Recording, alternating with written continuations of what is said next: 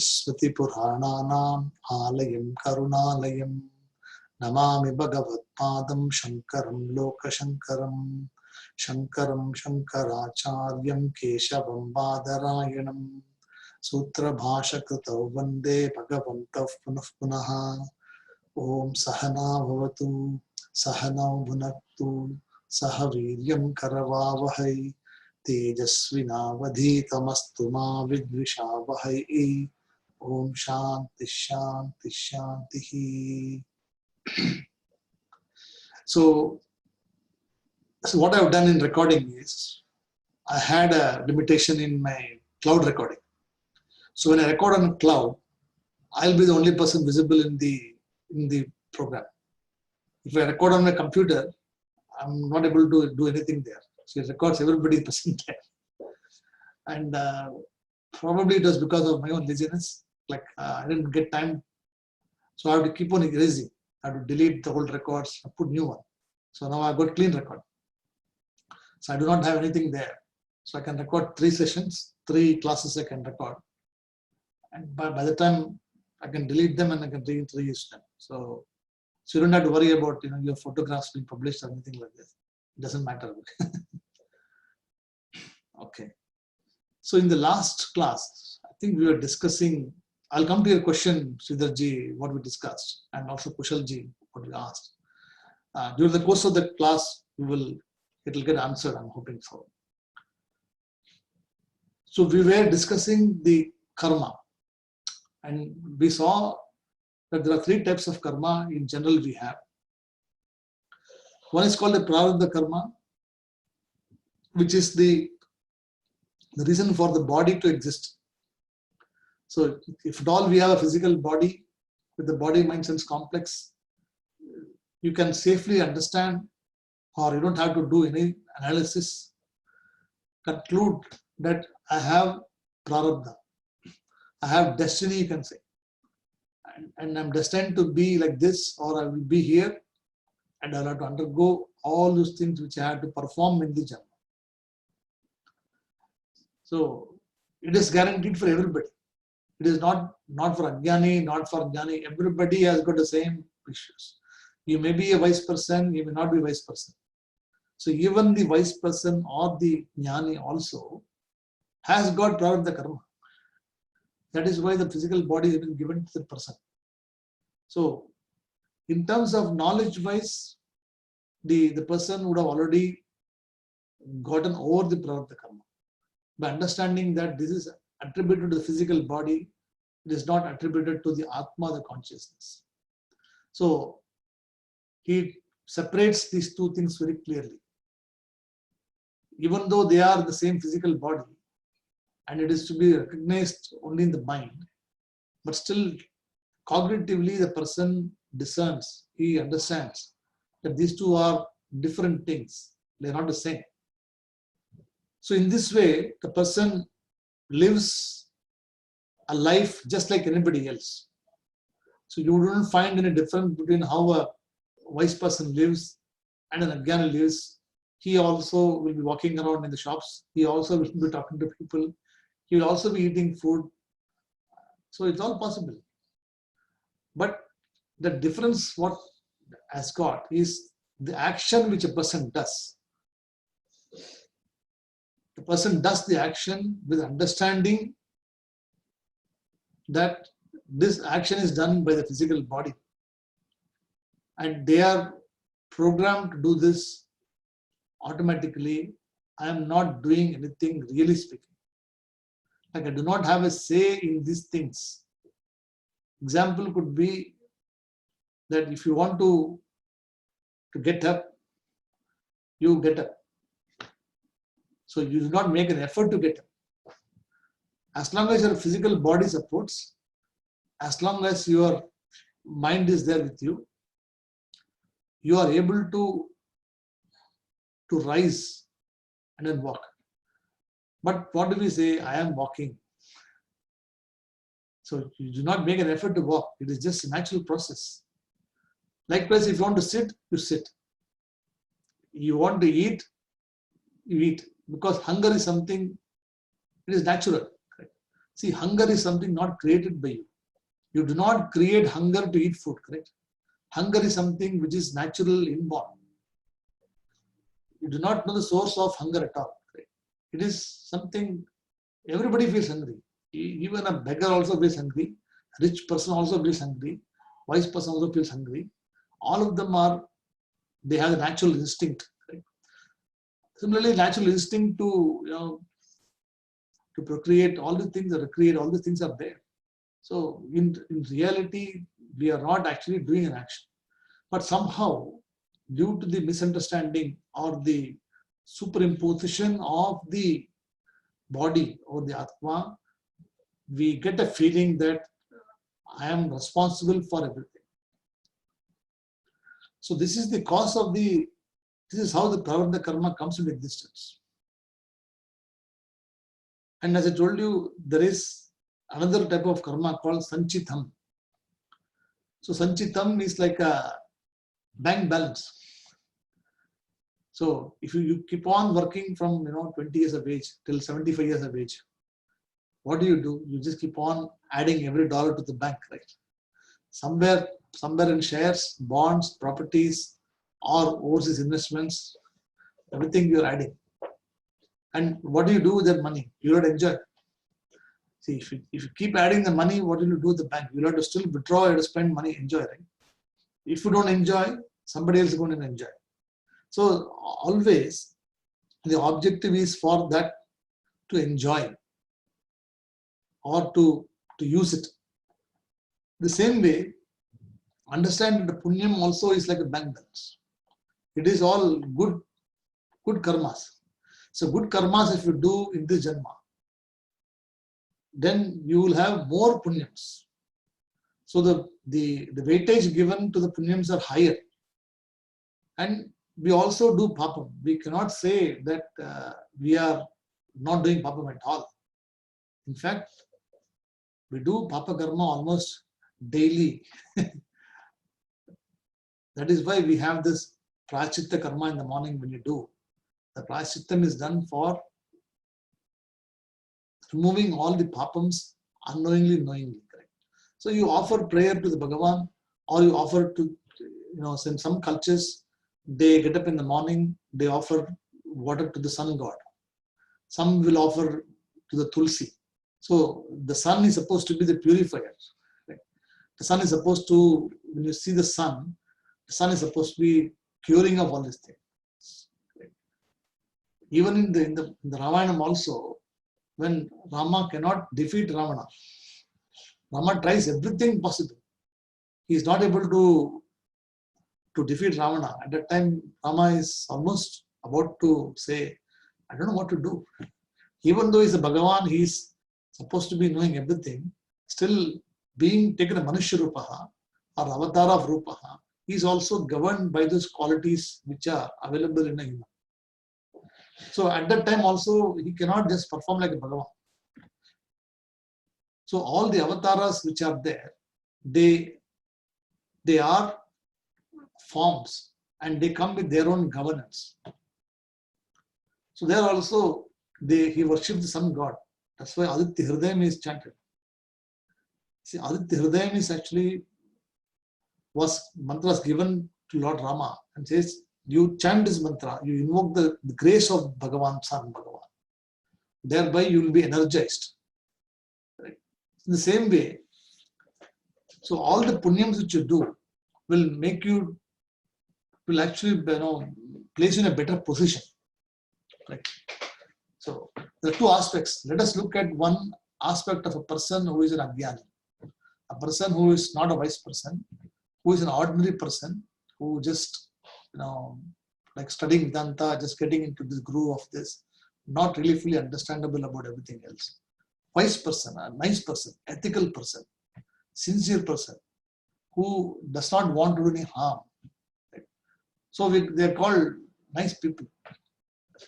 So the person does, good karmas all the time and associates with people who are satsangis.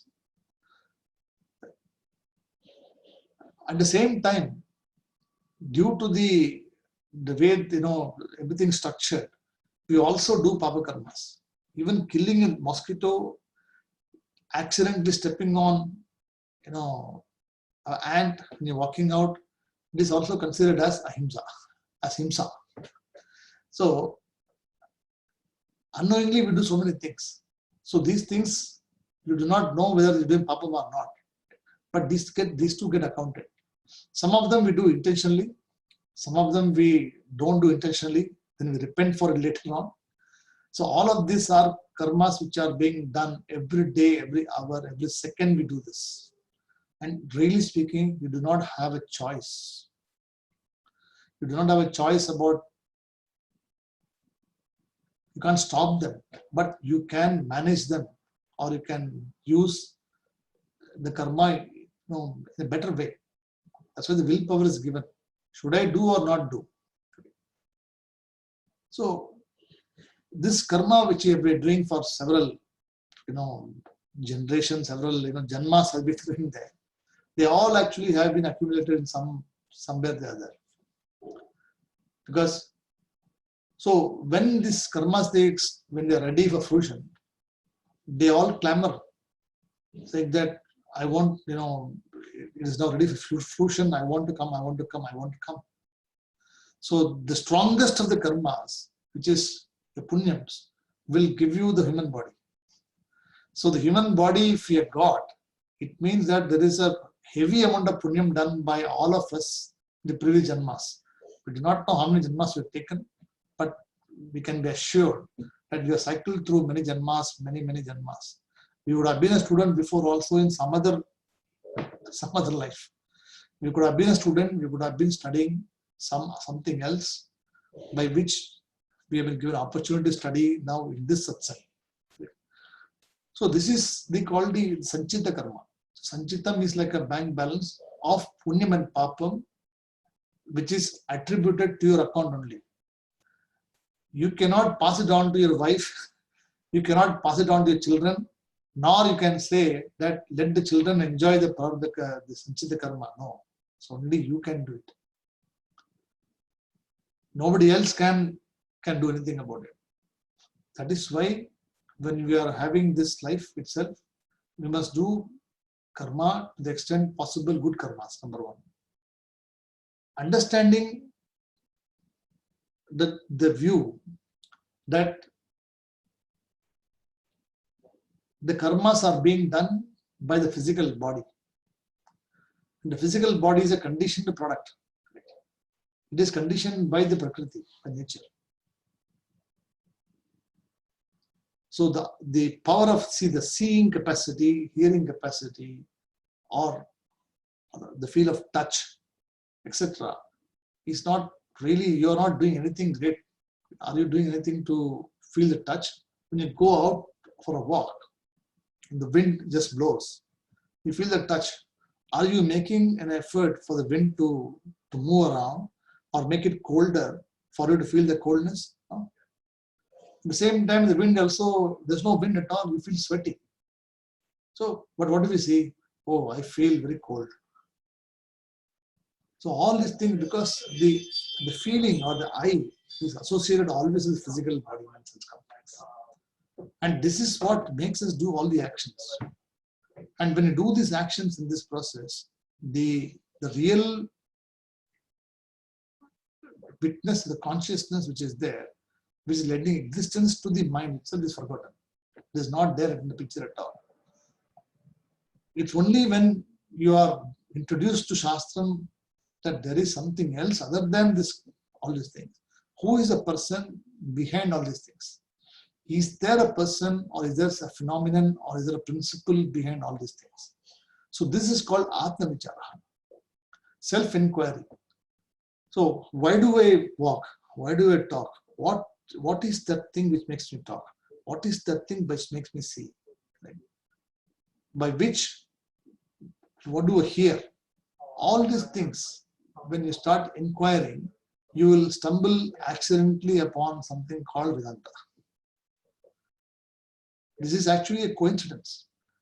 You would run everywhere, somehow you're not able to get this answer, because you cannot ask the wind, you cannot ask somebody else, why are you doing this? So you'll have to self-inquire. So when the self-inquiry starts, that is when the person doing the karma becomes more knowledgeable. So by studying the Shastram regularly, the teacher keeps saying that you are not the doer, you are not the enjoyer, you are the doership and the enjoyership belongs only to the physical body. You, the consciousness, the Atma or the Chaitanyam does not do any action at all. So this is being repeated in every class, and slowly the student understands that yes, Aham Asmi to Aham Brahmasmi. So Aham Asmi means I am. I am there as what? So he said, are you there? Yes, I am there. But if you ask a question, are you there in what form? He said, I am there in this form. I am so and so person, I have got this kulam, I have got from all the things we talk about. But after some time, when you study Vedanta, when this knowledge comes into this, you will say, Aham Asmi, but Aham Brahmasmi. I am there, but not as a physical body which is complex. I am there as pure consciousness. This name and form and everything else is only an appearance. It is only a manifestation. So with this view, when the person does the karma, because you are doing karma, see, prarabdha karma is something which you have already been allocated. And if you do not have the vision so far, you will continue to accumulate more to the balance. But somehow in the middle of this whole physical body, so you've got 90 years of life, and you decide to come at 50 years or something like this to study Vedanta. So 50 years what you have done, you cannot undo anything. You cannot go back and say, no, let me erase everything back. No. The 50 years what you have done gets added to the bank balance. You still are ordained for that. But what you can do is from the 50 years onwards to 90 years of age, what you're living, you can do differently. You can now say that I understand or I believe that I am not the physical body mental complex. I am the Shuddha Chaitanya or the consciousness or the Atma. And Atma being Akarta, Atma being the non-doer. I myself do not do any actions. So if you have this vision, and even if you do the karmas, the phalam for that do not get accrued to your bank balance. Hope you're getting it. If you have the vision that you are not the body mental complex, you are the consciousness, you are the Atma, which is different from the physical body mental complex, then whatever actions you do, you will be doing just because it has been done. You do not have any say, okay, this is my duty to do, I just do it. But you do not claim ownership saying that I am the doer. This is my thing, this is my job, this is my role, this is my property. All the things, you do not have this aham, ego is not there. Right? So this is called, the one which you are now doing without knowing is called agami. See, agami karma. Agami karma is a term which says that whatever currently you are doing now is called agami karma. Any activity you do is called agami karma. Now this agami karma also accumulates punyam and papa. See, any action you do with the physical body which already been given, you will accrue still punyam and papa. This is called agami karma. So sanchita karma is from the previous balance, correct? Agami karma, you are now doing all the activities.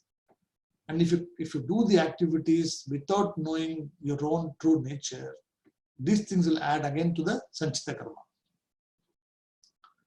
Again, sanchita karma will again be ready when the physical body departs. Remember, the physical body only goes. Your vasanas are the subtlest, most thing which are there. It doesn't disintegrate. That is why in our culture, we have the 12-day, after the death of the physical body, we have a 12-day period, correct? I think every culture we have a 12-day period, 12 days. So 12 days, it remains as pretaha.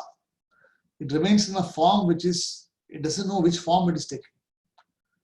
It can see that, we can't see, but the soul which has departed from the person, it can see that I'm not there anymore, and it wants to get back into the physical body. It wants to.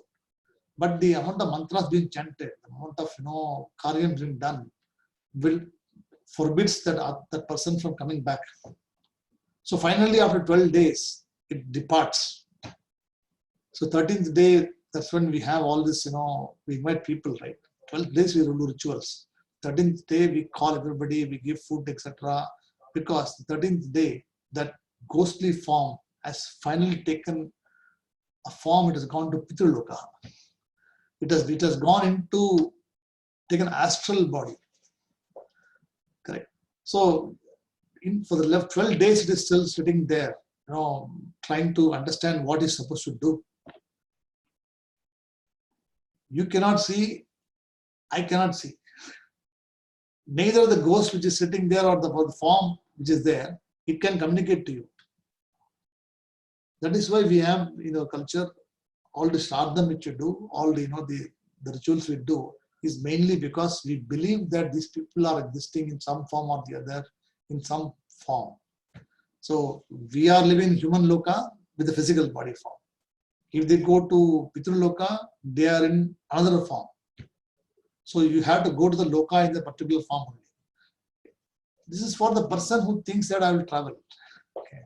So for the people who think that I am a physical body, one day I will die, and when I die, I will either go to Pitraloka, or I'll go to Devaloka, or I'll go to Brahmaloka. All these things are actually understanding mistakes. In reality, you do not go anywhere. Because it is only the body that travels. Atma does not travel anywhere.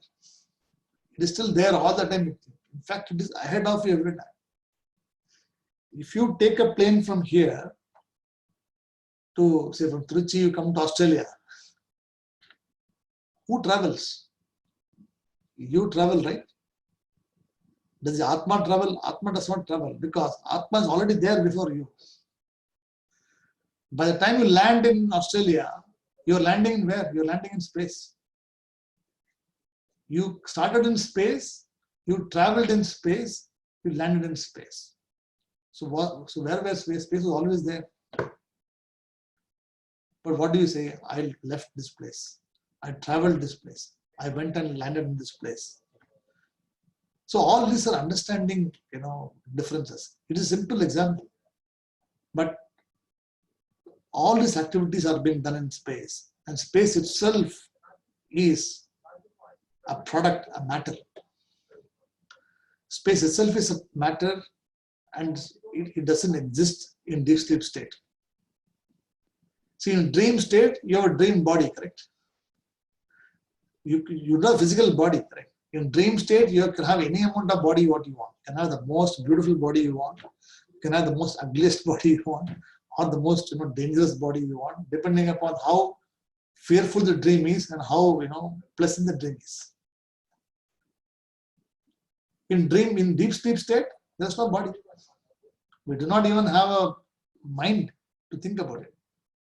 Then in the waking state, we have the physical body.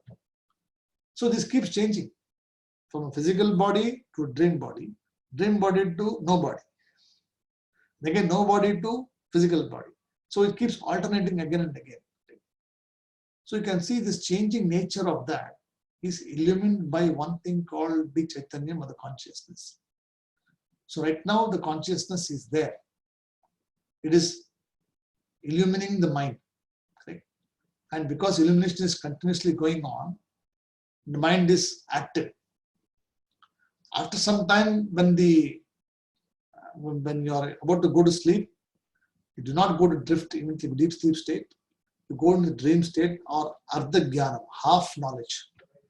So half is manifest, half is not manifest.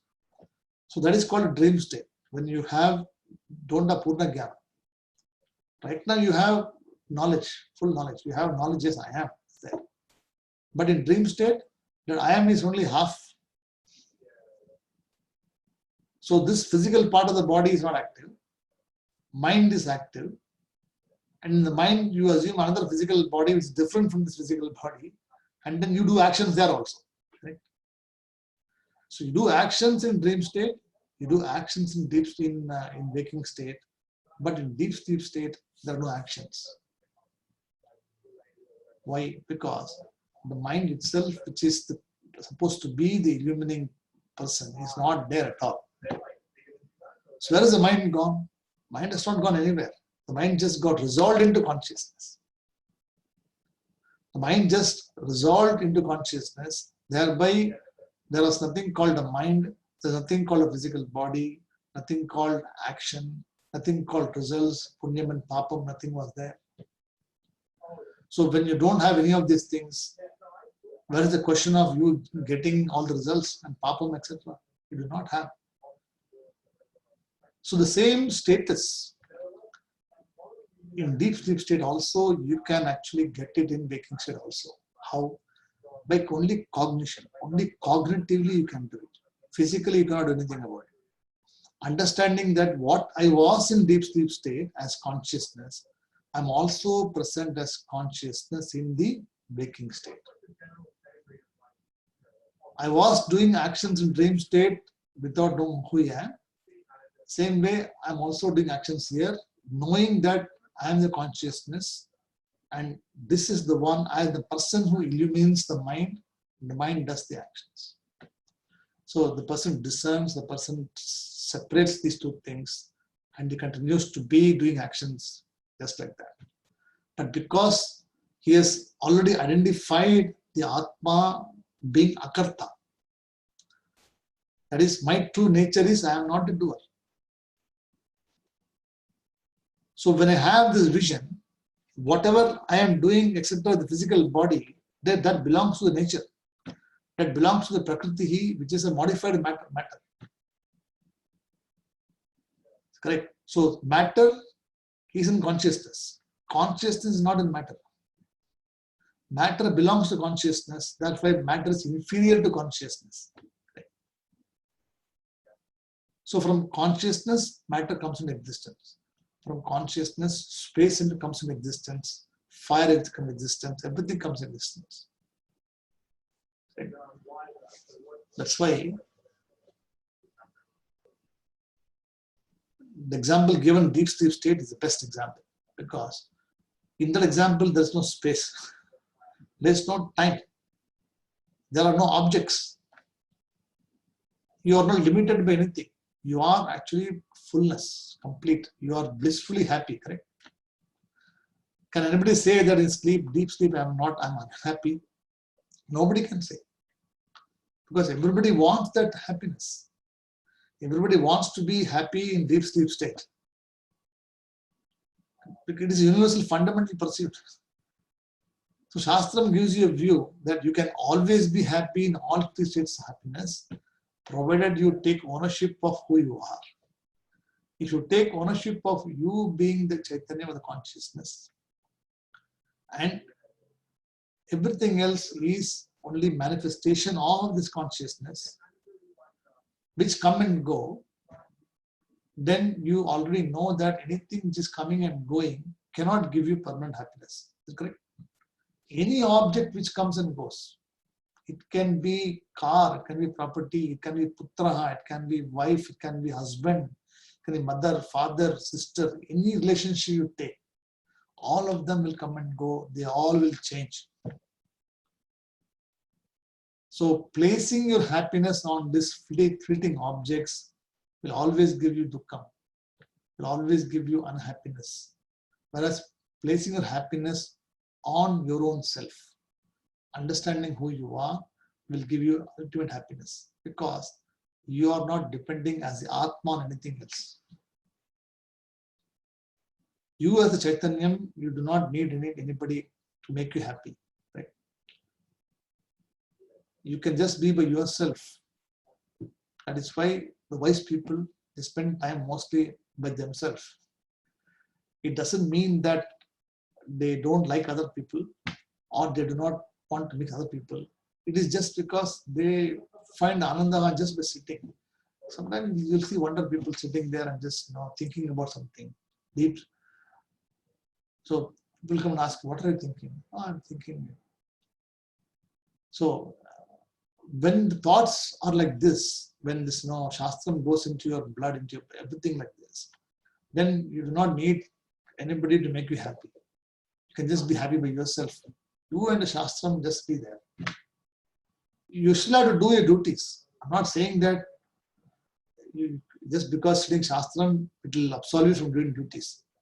If children call you, you have to go and do it at your children. You have to wash dishes, you should do that.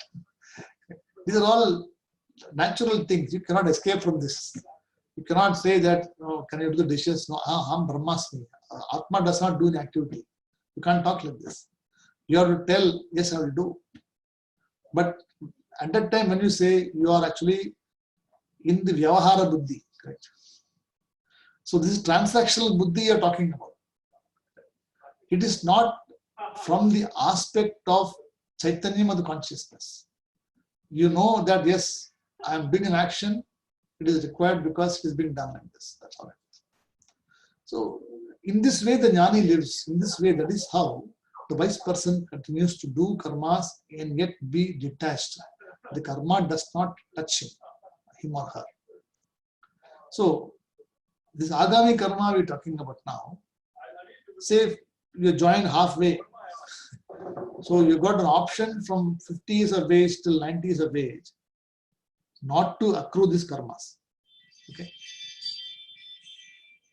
So it is guaranteed that because of the previous janma you may get another body. And you will continue to be the same wise person or pursue Shastram next janma also. So there will be no Agami karma also because you have already been taught before. You would have come with some other knowledge before. It will not take you this much long, 12 years to learn Shastram. It may take you 3 years to learn Shastram, maybe 2 years. So the quicker you learn, the quicker you know, the life is spent. So over a period of time, this Sanchitam keeps on getting removed. But for Shastram says, for the person who recognizes that I am the Atma or the consciousness, I do not have any birth, I do not have any death, I'm always there as consciousness. The physical body comes and goes, and I do not have any say over this. Such a person becomes a Jivan Muktaha. So Jivan Muktaha means he is free from the Jiva. He is free. So when the person passes away with this view, the passing of the physical body denotes the end of Prarabdha karma. Is it correct? You get it right? The physical body, when it departs, means that particular time span which is given for the body to be there is because of Prarabdha karma is over. So you have lived the life, that particular set of karmas which are there is already over. Now, Agami karma, you already understood that I am not a doer anymore. So from your distancing yourself from now, look, I am not a doer, really speaking. I am the Atma, the consciousness, and I am Akarta. This consciousness, I am blending existence with the physical body, and the physical body is doing all the activities because it is a product of the matter. So all the walking, talking, etc., being done, etc., they are being done according to this own dharma. Like Netra dharma, Shrotra dharma, Twak dharma, this, right? All the things which are there. Eyes are there to see, they see. Hunger is there, it is a dharma. If I need to go somewhere else, it is dharma. So all of them they are doing their own things. I do not have any say in any of these things. They just do. So I continue to do all the things required to be done there, but I also stand distant from this. Correct. So this is the view of the wise person. So when you get this vision, when you get this view, then the agami karma also disappears. Correct? So you're left now with sanchita karma. Correct? So as I told you, the sanchita karma is for what? For the physical body to come into existence. Correct? But you're already declaring, in the Janma itself saying that I am not a physical body, I do not need the physical body anymore. Why? Because you are saying that I am the Atma, I am Akarta. And being an Akarta, being a consciousness, I don't have a physical body. So why should I need to do karma? The physical body is required for doing only karma. Is it correct? What else you do with the physical body? You don't do anything else. All the things which you do, body, mind, sense, complex, everything you got, you are using it to do more karmas. But when you have taken a stance, a position, that I am actually the Shuddha Chaitanya consciousness, and I do not need this physical body anymore, I distance myself from all these things. So when the body is, departs, at that time, agami karma is also not there for you. See, Shastram gives a liberty to you. It says, if you take ownership of who you are as Chaitanya consciousness, then you are absolved from the karma because the physical body is gone. Sanchitam also will not force you because you will question Sanchitam as to why do I want Sanchitam? When I am not required to do any karma, I am already in the Janma, I am Jiva Muktaha. I do not need a physical body to do the actions, etc. I don't need anything more. So Sanchitam also is removed for the Jnana. So he does not have any more birth cognitively. Because he already thinks that I'm always there. I was never born, I was never dying. I'm just there all the time. So it is, as I told you, it's purely cognitive. Just as the wave and the water, the ocean. See, the wave thinks that it's a wave. Right? And the wave continues to rise and fall, dance, enjoy merrymaking, etc., without understanding its own swarupam. Correct? The swarupam of the wave is what? Is only water. Is it correct? The wave, does the wave has existence independently outside of the water? No. Can the wave claim that I am different from the water? It cannot. But the wave does claim. The same way, the jiva, which is conditioned by the physical body, which is complex, claims to be the wave. Claims to be that I am this wave, I am this person, I am this person, I am this person, and continues to do all the karmas till sometime wise person comes and tell him, you are the wave, right? Yes. So where do you rise and fall? He said, I rise and fall only in water. I mean, so, but why are you dancing here and there and going around everywhere? He said, I have been doing for so many years. Nobody told me this. So the day the wave understands its own folly, it's lets go of the ego itself as a wave. So it still continues to flow as wave. It doesn't stop its nature. Get the point? The wave still continues to go as wave only, but this time now the wave has understood its astitva as being belonging to water only. So it has dropped this ego, it has resolved its ego, saying that I am not a wave anymore, I am only water. So where is the question of the wave doing an action anymore? The water doesn't do an action. The water is just still as it is. It is because of the change in weather and everything else, the turbulence happens and the stillness gets disturbed, correct? When the water stillness is getting disturbed, you get waves. But even stillness also is a property, is also a form. Stillness is non-separate from water. Is it correct? They say the water is still. Is stillness different from the water? Different or not? It's not different, correct? If you say different means different things. If you say the water is still, sometimes say it's very tranquil water. Say, no waves at all in this water. We say this.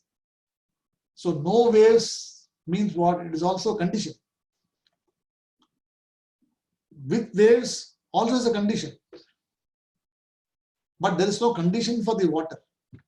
Because both the waveless ocean and the stillness still ocean also both belong to the same astitvam only, which is water only. The same way, Jiva also, with different conditions which a God, tries to do all these things, runs around, does the karma, everything it does. But the day it realizes its ownership of, understands that really I am not a Jiva. I am only the Paramatma. I am only the Ishvara. I do not have a thing called Ishvara. Ishvara is just a term. Wave is a Nama Rupa. An example I can give you also is every one of us has got a gold bracelet or a gold ring or something gold chain. Somebody will be wearing, all of us will be having somebody. So when you see the chain, you call it as a chain, right? And the same person may say call it a gold ring. Right? So they are all, so the same gold is present as the ring, as a chain. Right? And can present as something else also. So all the three possibilities are there. The forms change, right? But the substance is what is a gold, right? So in every gold chain there is gold, right? In every ring there is a gold. So the gold itself does not change, but the forms change. So Satyam is what? The gold is Satyam, right? And is the goldsmith creating anything from the gold? Is he creating gold? No. But what is he's a goldsmith. I have created this diamond necklace. I have created this ring. I have created this, look at design. All this creation topic say because he has not created anything. What was available as gold is given a new form. The new form is now being taken as Satyam. Without forgetting, we forget that actually in every form there is Satyam there. Satyam is gold, correct? The substance is gold. And the objects which are appearing outside are only Nama and Rupa. So Namaha, Rupaha. Nama means what? Name. Rupa means form. And what does it do? Karma. So the gold chain has got a function. Correct? It has got a job. You want to wear it like this. You want to wear it here like this. You want to have 5 fingers, you want to have it. And you have different varieties of design. So it has got a function, it has got a status symbol. So all these things are associated with a particular object. The same way, the physical body also is only an appearance. Hope you're getting the connection, right? The physical body also is an appearance, is only a manifestation of the consciousness. But somehow this is taken as Satyam, and all the actions are being done by this person Jivaha. And because of this ignorance, the Punyam and Papam gets accrued to the person.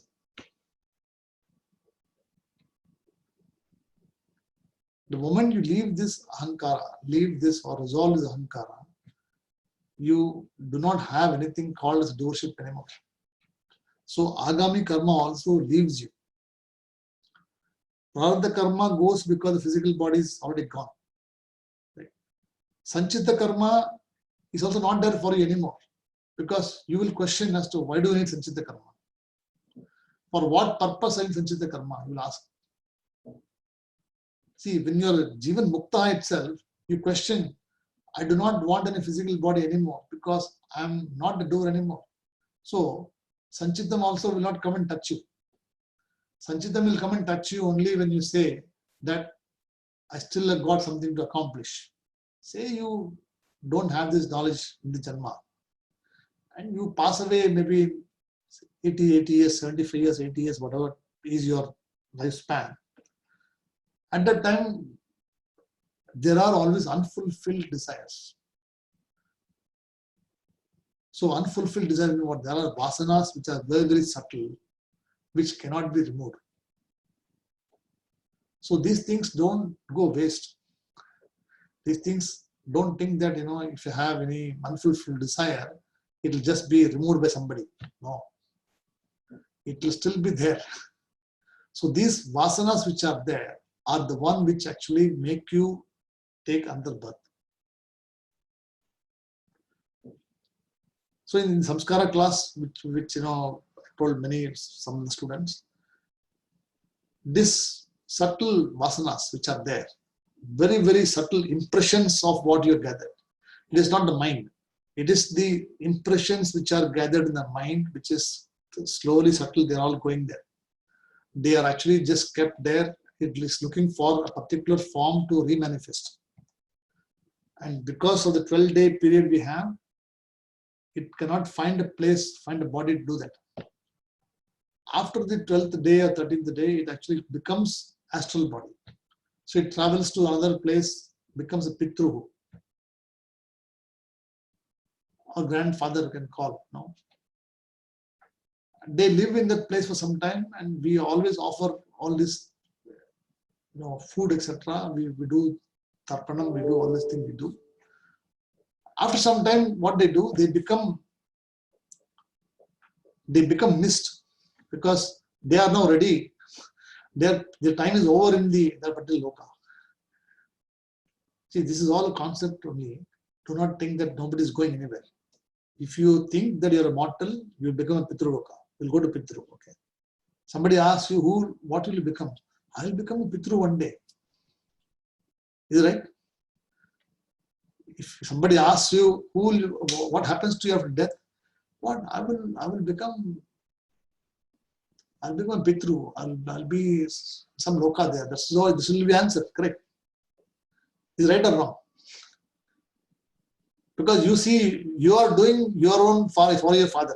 Correct. You are doing karma for your father and your mother. So what do you expect? That I'll also become one day Pitru. My sons also will be performing work for me. Is it correct? Logical, right? This is also wrong expectation. Because there is no guarantee that your son will do anything for you or you will do anything for you. It is also a wrong expectation that because you are doing something for your father and mother, they will also do for me. It is also a wrong expectation. If at all you have it, you drop it this session itself. Because there is no guarantee about anything that they are going to do anything for you or not. This also is a vasana. So when you depart like this, halfway, you will think my sons are not giving anything. I grew up all these people, they are not offering anything. So this is also is a problem for the cause. So in Samskara class, I will just explain you what it is. So this Pitru, after some time, they become mist, like cloudy mist they become. And there are so many Pitrus are there. You cannot say that you'll be. All these people are there, they're just going to one particular loka. So many people are dying, so many people become grandfather, right? All of them they become, and when the time comes, they all become one. There's no segregation saying that this will be like this, that will be like this. So all of them, they become a cloud form. The clouds, they become rain. The rains come to the earth. And there's already people who are already living in this earth. See, before you, there are already people who are in this, living there. There'll be people who are getting married, and those people will be eating the food. See, the rice, the paddy, etc. will be grown, correct? Now the paddy, the rice, etc. are what? Is this a mixture of all these pitrus which are there? Your vasanas, my vasanas, Kaushalji's, everybody's vasanas are all there. They are all mixed into something or the other. Now you do not know which bundle has got which what. So when the rice grows, when the paddy grows, a particular person or a family, may eat that. And when they consume it, the same things are actually transmitted through the person, through the food. See, in our religion, food is supposed to be the one, because you came from food, you are food, you will become food. Is it right? You came from food only, correct? Because the whole baby is actually born is only from food only. Whole 9 months is eating only food. It grows in food only. Then it comes out, it eats food, more food. Then more and more food. It becomes big. After some time, you go away. They cremate you. Then what did they do? They put it in water for you. So ultimately, again back to food. That is why the whole Srishti, the creation is actually from food only. So that is why we have children who are brilliant, who are not brilliant, because the particular parent would have consumed the genes or consumed the paddy of some Pitru who are like this. Okay. This is the only logical way of explaining. Don't ask me whether I can prove it or not. I cannot prove anything, because I was not there, you are not there. Neither will be there. But this is what the Shastra, this is the Karma explains theory. There is no other way you can explain how a children can be brilliant from day one. How can a 3-year-old child chant the Bhagavad Gita when she's 3 years old by heart? See, my teacher, she finished all the Sahasranam Sutram at 8 years of age. At 8 years of age, she told her, I don't want to get married. Now, who gives this vision to her? The parent does not come, and every parent wants a daughter to get married. Is it right? No parent wants a daughter to come and tell that I do not want to get married, I want to become a sannyasini. But this buddhi or this particular vritti is coming from where? It's not coming from this janma. Because both the parents are actually not sannyasis. They are not Shastra study also. But this particular person is having this vritti, having this idea. It's coming from where? It is coming from some Purva Janma Samskara only. That is the only way we can explain. So that is why we have to be very careful. When doing karma, we have to be very careful that let me not accrue agami karma anymore. Let me understand who I am. So you don't need to understand anything now, or just a theory only. We will explain to you as the class go along. You will be very clear as to why it is like this. At the moment, you have to just take it example that this is what it is. So you go with the assumption that I am the Atma. I am the consciousness. And being the consciousness, I am different from the physical body mind sense complex. Actions are being done by the physical body mind sense complex, not by me. Therefore, the punyam and papam belongs to the physical body aspects, not to me. So when the physical body departs, the punyam and papam also will go along with that. I do not get attached to this because it doesn't touch me.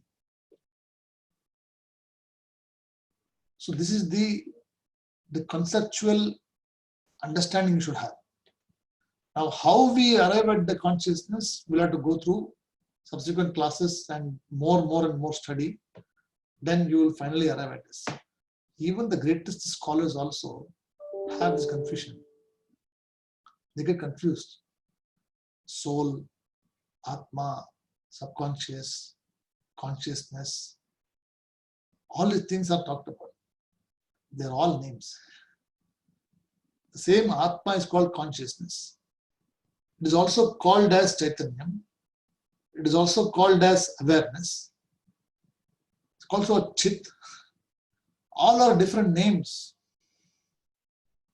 So Pratyagatma, right? All of them are names only. But the names are only indication of what it is. But the names don't touch this. All the names are coming from this only one consciousness. Just as you call Pacific Ocean, Indian Ocean, Bay of Bengal, all of them are different names. For what? It's only one water. One water assuming different names.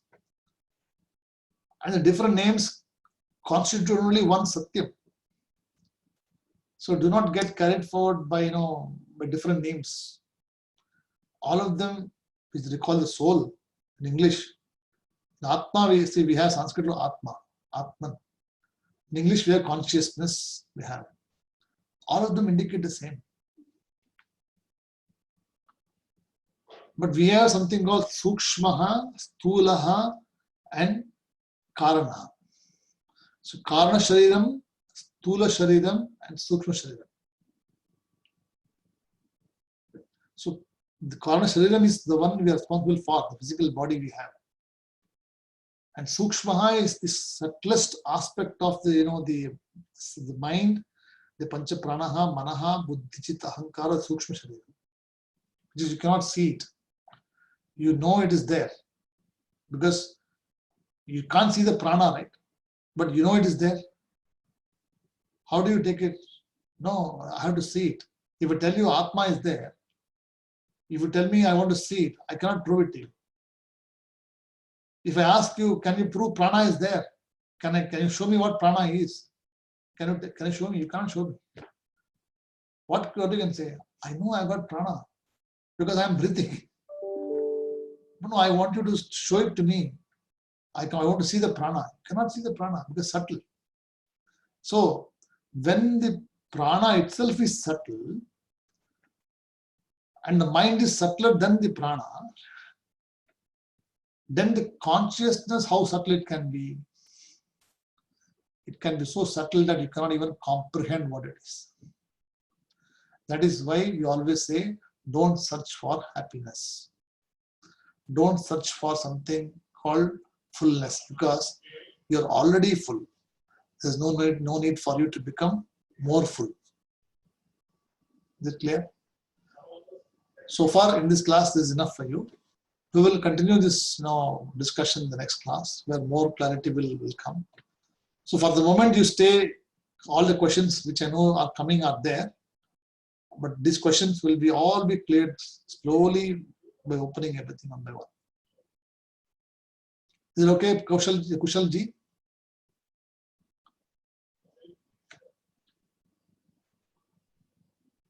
Can you unmute?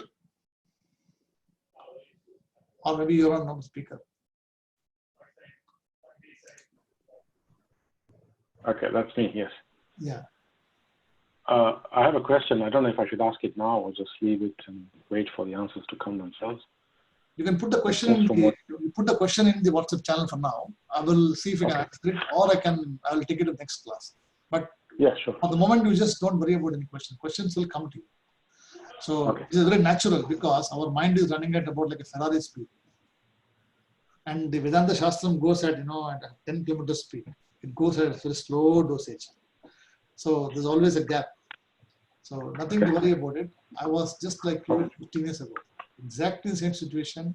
So I had all these questions, and suddenly I become very silent. I do not ask any questions. For the last 8-9 years, I have not asked a single question to my teacher. I have not asked anything. Because it becomes very clear to you, then you do not need to ask. So if you ask because there is no clarity, correct? So this study, this method will give you that clarity automatically step by step. So you don't have to worry about it at all. Questions, even if you have good questions, leave it, you keep it there, write it down, and then you can, put it in WhatsApp. This is the questions I have. I know the questions coming up. I'll actually address those in some form or the other. Okay. So don't hold your question just because I'm telling you. You can still write your questions, because that is something you should do. Questions should be there in your mind. If you don't have any questions, that means you already know everything. It is not possible. So questions are logical, it should be there. Sridharji, you okay? Yeah, I'm okay. Very much okay. Bhavani ji, any questions from your side? Are you okay? No, I'm okay. Thank you. Sriramji, any questions? Okay. I'm okay. Thanks. Hari Om. I don't know who else joined this person without a name. I do not know who it is. Only a That's telephone number. that's me. That's mine. Because I was having some internet issues, so I dialed in. So that's your number, is it? 435. Yeah. Okay. Yes. Srikanji, you're okay? Yes, sir, I'm good. So we'll stop the class here and then we'll meet again next week. Okay? Om Purnamadah Purnamidham Purnat Purnamudachyate Purnasya Purnamadhaya Purnameva Vasishyate. Om Shanti Shanti Shanti. Harihi Om Tat Sat Shri Gurubhyo Namaha. Harihi Om. Namaste. Shubhratri.